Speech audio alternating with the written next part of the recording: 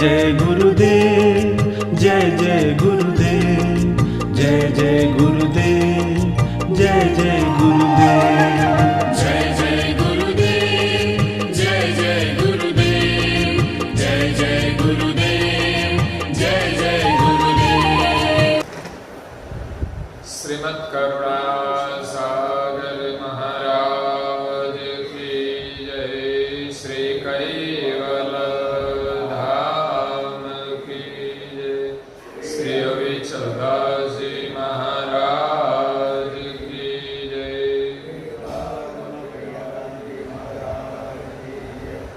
सत्केवल साहिब, सत्केवल साहिब, सत्केवल साहिब। परम गुरु श्रीमद् करुणा सागर महाराज श्री रचित पंचम स्वसंवेद यानी पंचम सूक्ष्म वेद जंगम तिलक चिंतामणि स्कंद तीसरा और चौपाई नंबर है 37।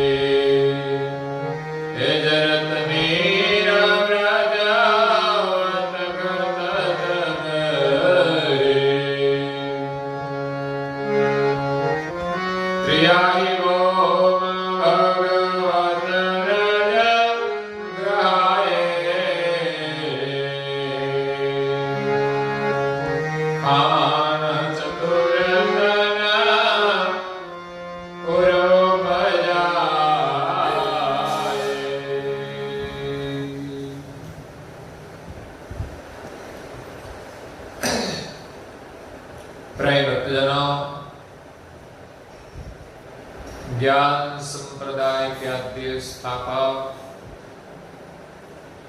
अनंत ब्रह्मांडाधीश केवल कर्ता के परम विशेष अंश पंचम स्वसंवेद के रचयिता सकलता सिद्धांत का प्रतिपादन करने वाले अनंत अंशों के तारणहार केवल धर्म धुरंधर महान समर्थ परम श्रेष्ठ परम विभूतिवान परम दयालु परम कृपा निधि सर्वज्ञ दिव्य परम गुरु श्रीमद् करुणा सागर जी महाराज स्वरचित पंचम स्वसंवेद ग्रंथ में अपनी अलौकिक अमृतमय वाणी में जगत के जिज्ञासु और मुमुक्षु अंशों को यथार्थ ज्ञान का उपदेश देते हुए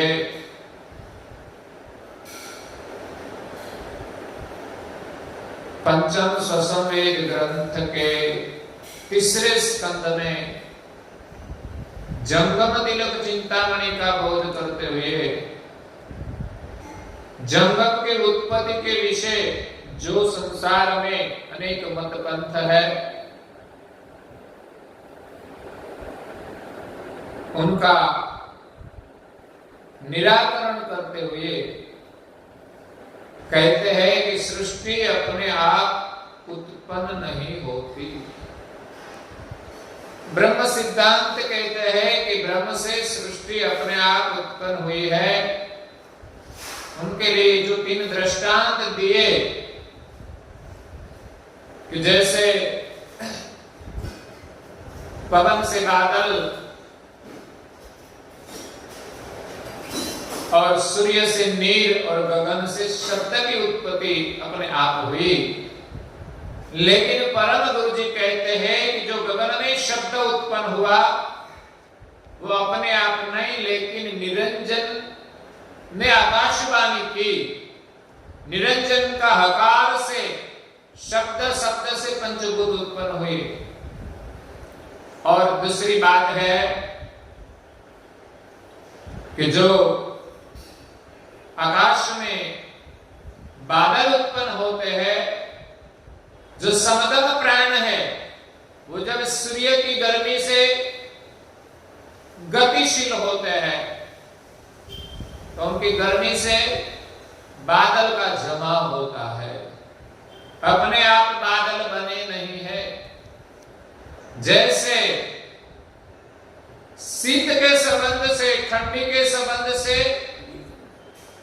घृत का जमाव हो जाता है, ग्रथ का जमाव हो जाता है, गुजराती में उनको कहते हैं घी का जमाव हो जाता है, उसी प्रकार बादल का जमाव होता है, अपने आप नहीं होता।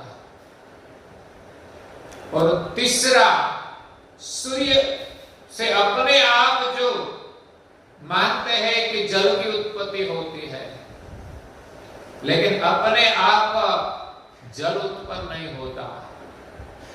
तो कैसे उत्पन्न होता है?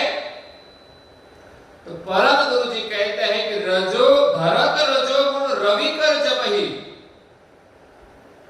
सूर्य से अपने आप बारिश नहीं होती,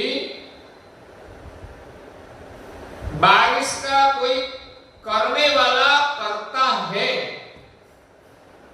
बादल को करने वाला करता है,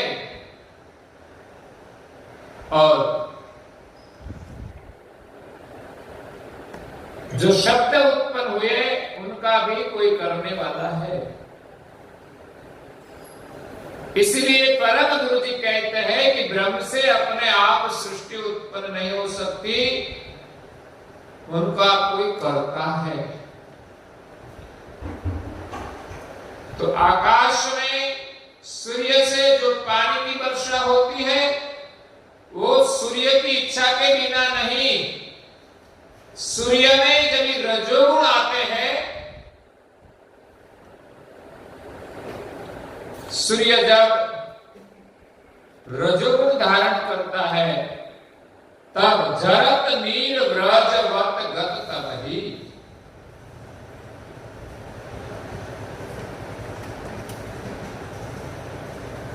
तब सूर्य के माध्यम से जरत नील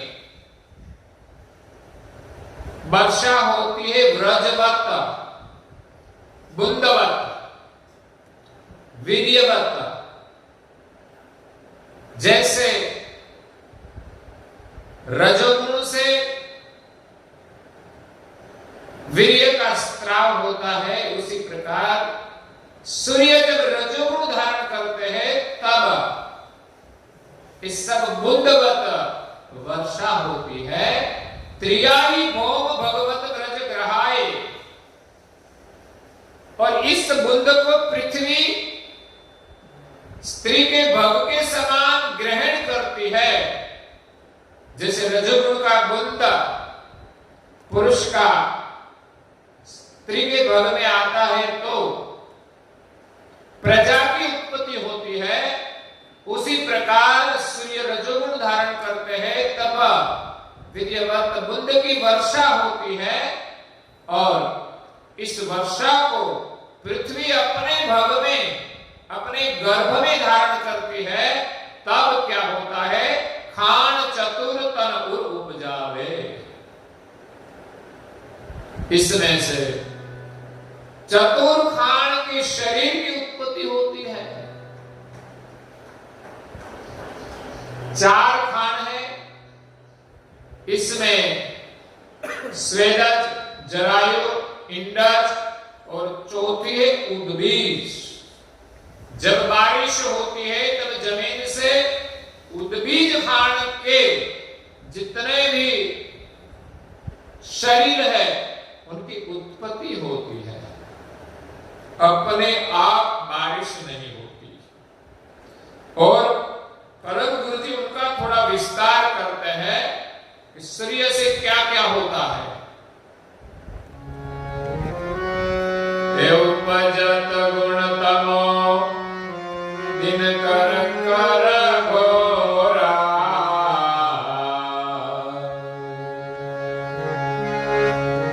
शोषत ही अपकिरणी करे जोरा। और खट रुत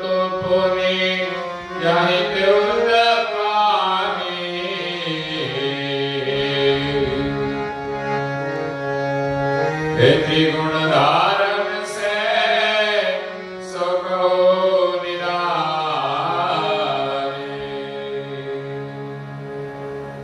उपजत गुण तमो दिन कर घोरा। जब ये सूर्य में तमोगुण उत्पन्न होता है तब अत्यंत घोर शोषत ही अप किरणी करी जोरा। अपने किरणों के जोर से वो जल का शोषण करते हैं। तमोगुण के कारण शोषण होता है और रजोगुण के कारण बारिश होता है। अपने आप जल की वृष्टि नहीं हुई है। दृष्टांत तो दे दिया, लेकिन इस दृष्टांत प्रमाणित नहीं है। और खट ऋतु पुनि याहिते उत्पानी। दिव्य परम गुरु जी कहते हैं कि सूर्य के कारण त्रिगुण धारण से सो कहु निदानी। सूर्य 3 गुण धारण करते हैं, इसी के कारण खट ऋतु उत्पन्न हुई है। खट ऋतु हमारे यहां मुख्य 3 ऋतु है। एक ठंडी की ऋतु है, दूसरी धूप की ऋतु है और तीसरी वर्षा ऋतु है। लेकिन हमारे गुजराती माह में 6 ऋतु है। ठंडी की मौसम में 2 ऋतु आती है। कार्तिक और मागशिर मास में हेमंत ऋतु का प्रारंभ होता है। दूसरी पौष और महा मास में शिशिर ऋतु का प्रारंभ होता है। तीसरी फाल्गुन और चैत्र मास में वसंत का प्रारंभ होता है। और चैत्र के बाद वैशाख और जेठ माह में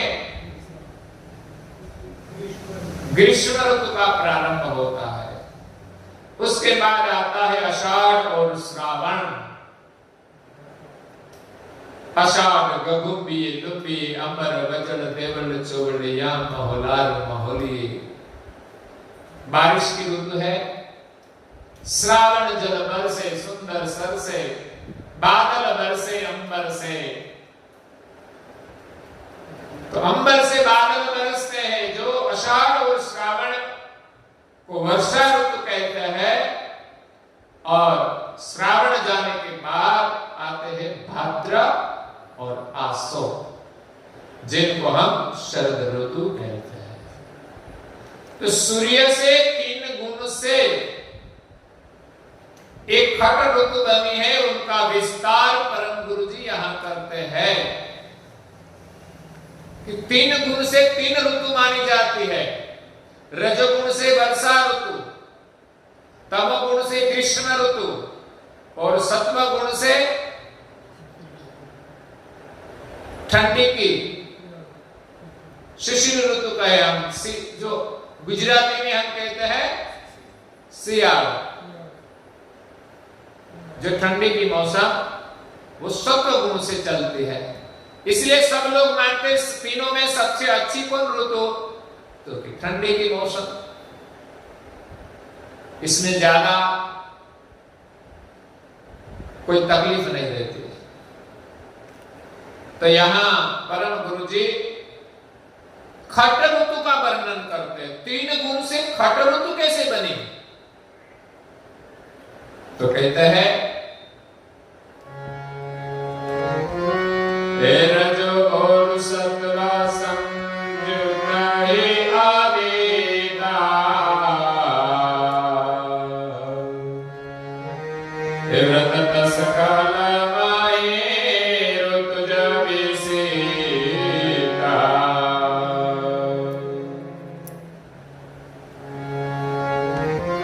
रत सतो गुण कृत रज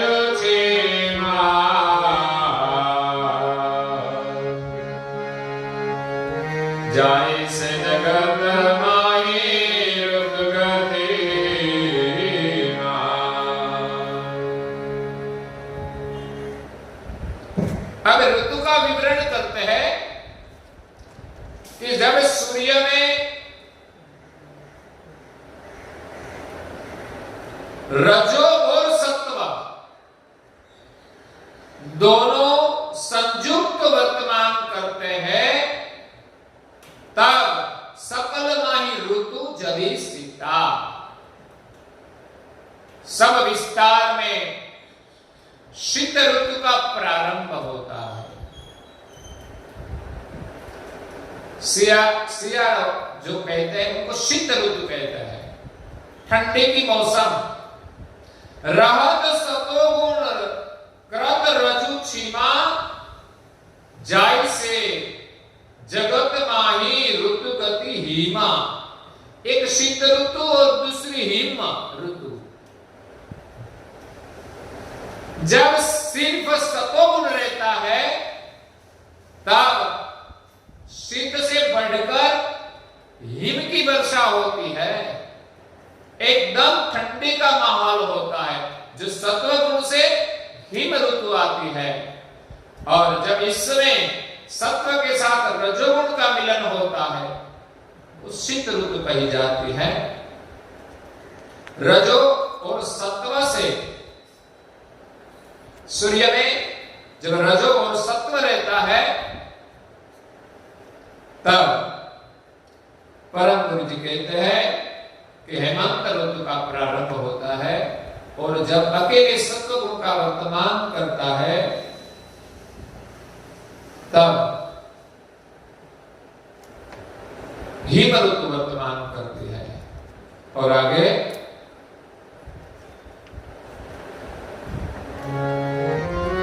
रजोर तमो सुर मिलत है संजोगा, हे ऋतु वसंत है जबे खिलताया मोगा, हे विसरत गुण रजो तनो रहे जबरी, ग्रीष्म काल ऋतु लगत है तबही। रजो और तमो दोनों जब सूर्य में साथ में वर्तमान करते हैं तब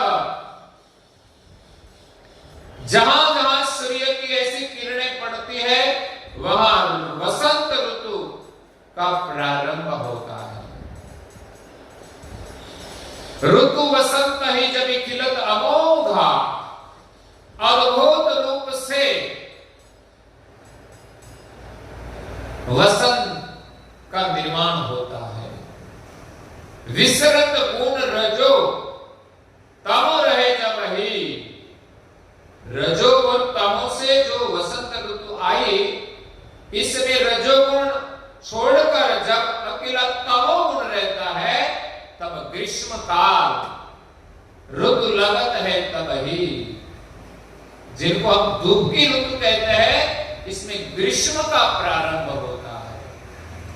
अकेले तमोगुण से ग्रीष्म ऋतु वर्तमान करती है, और तमो के साथ जहां रजोगुण मिला हुआ है तो रजो के कारण यहां वसंत का प्रारंभ होता है। और आगे परम गुरु जी कहते हैं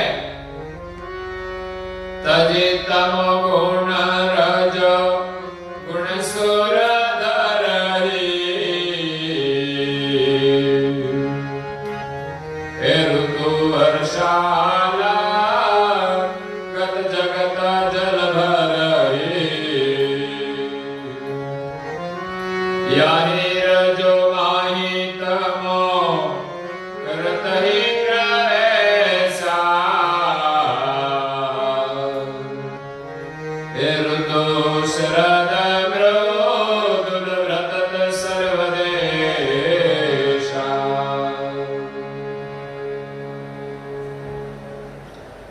तजी तमोगुण रजोगुण सुर धरहि, बहुत धूप के बाद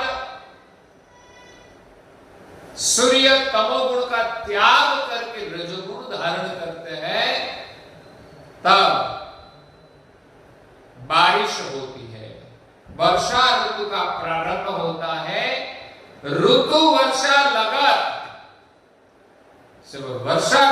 लगती है, जगत जल भर ही, जगत को जल से भर देते हैं।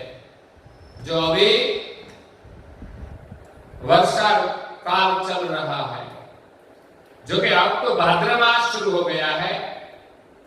भाद्र मास में वसंत का प्रारंभ होगा, शरद का प्रारंभ होता है।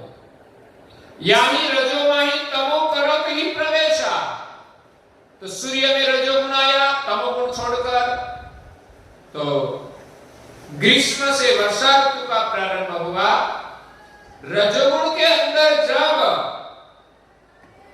करत ही प्रवेशा तमो, तमोगुण का प्रवेश होता है। फिर भाद्र मास में धूप आती है, तो वह उसके साथ रजोगुण भी है। तो रजो और तमो के मिलन से कभी बारिश तो कभी धूप, ऐसा माहौल शरद ऋतु में होता है। तो जब शरद ऋतु आती है तब मृदुल रतत सर्वदेशा, मृदुल शरद ऋतु अत्यंत मृदुल होती है। उसका वर्तमान सब देश में चलता है। और आगे कहते हैं और भी कई वेद है इस काल का। परम गुरु जी ने जो वर्णन किया है, जो वेदों में भी नहीं है। एक लोक गुण तमो व्रत वर्ष काला, हे महा भयंकर पमे परत दुकाला, स्वप्ने रजोगुण उपजत भाना, हे दिन ऋतु भ्रष्ट जय गणहि निराला।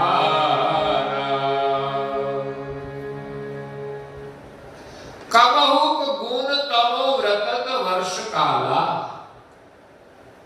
कभी सूर्य में अकेला तमोगुण वर्षा काल में वर्तमान करे तो महाभयंकर भूमि परत दुकाला।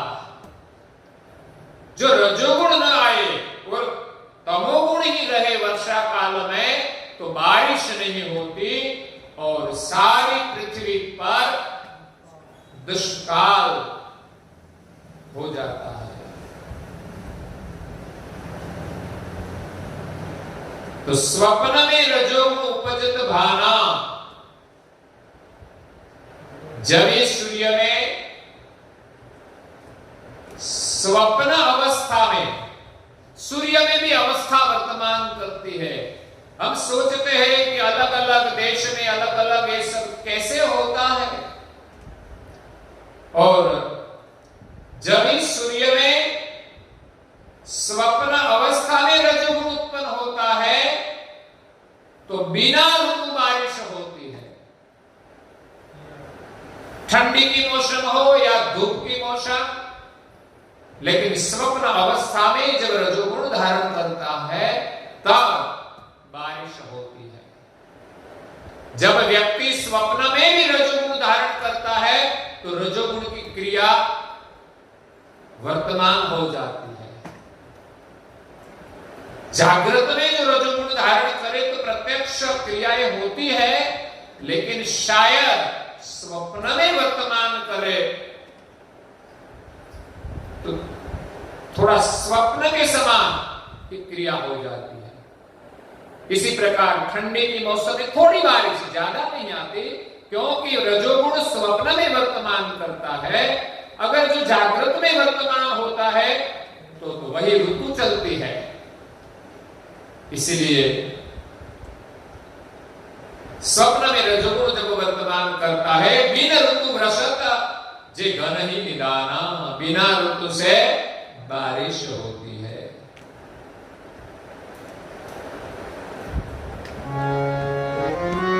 शीतल हिम बसत गुण हृदय,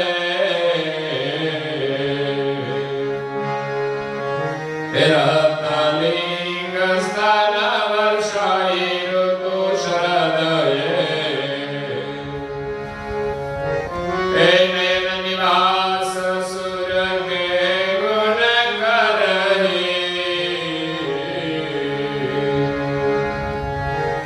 ऋतु बसंत और ग्रीष्म समर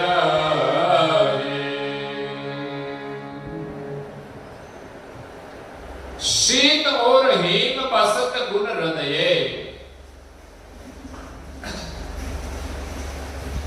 जब इस सूर्य में हृदय के स्थान पर गुण वर्तमान करते हैं, यहां स्थान भेद भी है।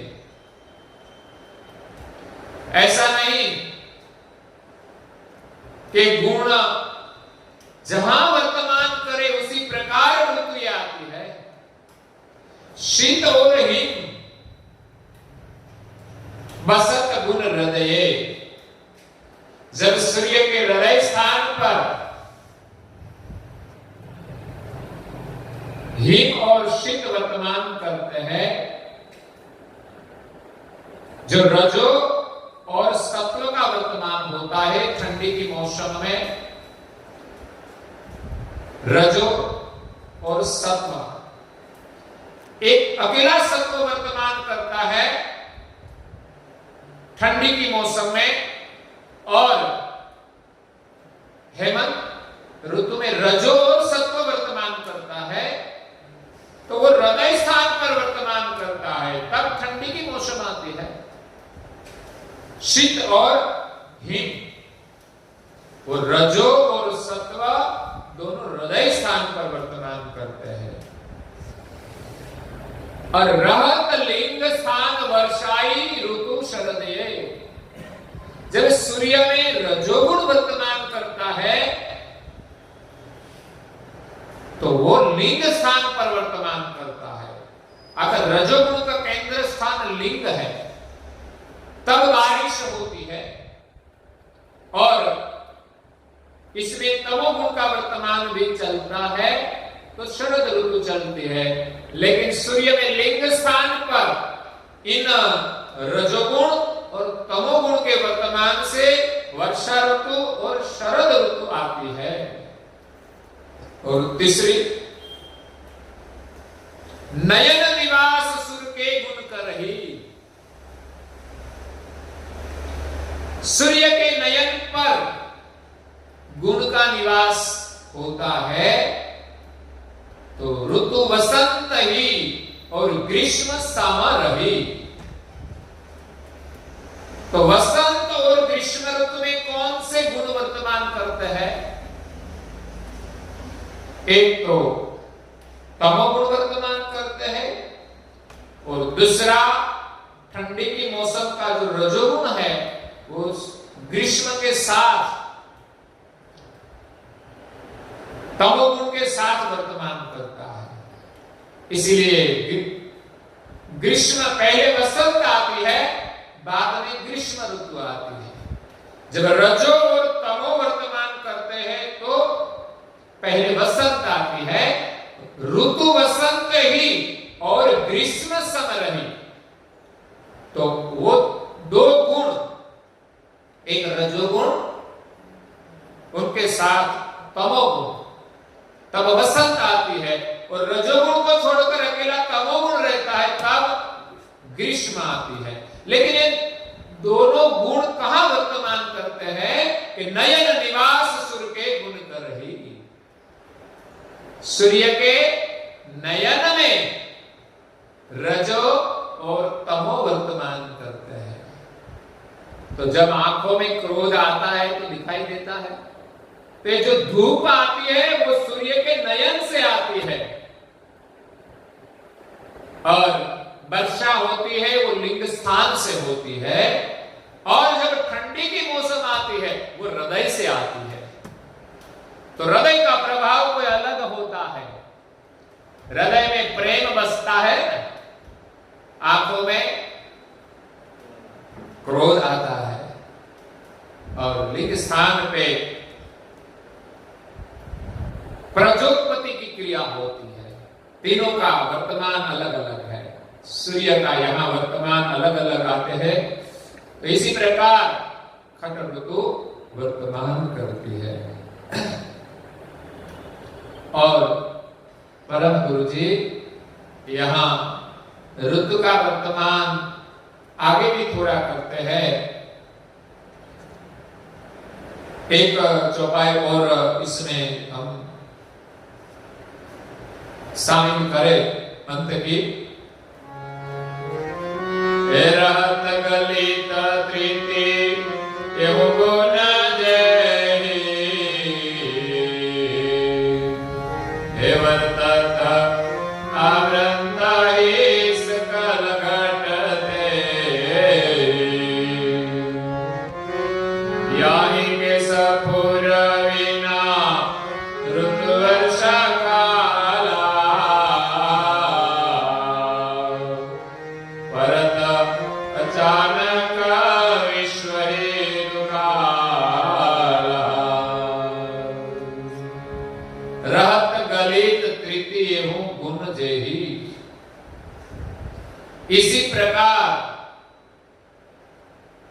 तीन गुण जब सूर्य में वर्तमान करते हैं तो ये सभी ऋतु उद्भव होती है। रहत गलित तृतीय गुण जेही, जब तीनों गुणों शांत हो जाए तब सूर्य में आगंत्र ही सकल घटते ही, तब सब वर्तमान की स्फुरना नहीं होती। याही के सफुर विना ऋतु वर्षा काला, तब अचानक बारिश भी होती है और कभी दुष्काल भी होता है। जब तीन गुण शांत हो जाए तब भी अचानक बारिश होती है, अचानक दुष्काल भी होता है। तो ये तीन गुण का वर्तमान से इस भिन्न भिन्न क्रियाएं होती है, खट ऋतु वर्तमान करती है। आगे परम गुरु जी इस ऋतु का वर्णन किया है, उनका सिद्धांत हमें कहते हैं, तो वो वर्णन हम कल सुनेंगे और आज के प्रवचन को यहाँ विराम देते हैं। श्रीमद् करुणा सागर जी महाराज की जय। श्री कैवल धाम की जय। श्री अविचल श्री महाराज की जय।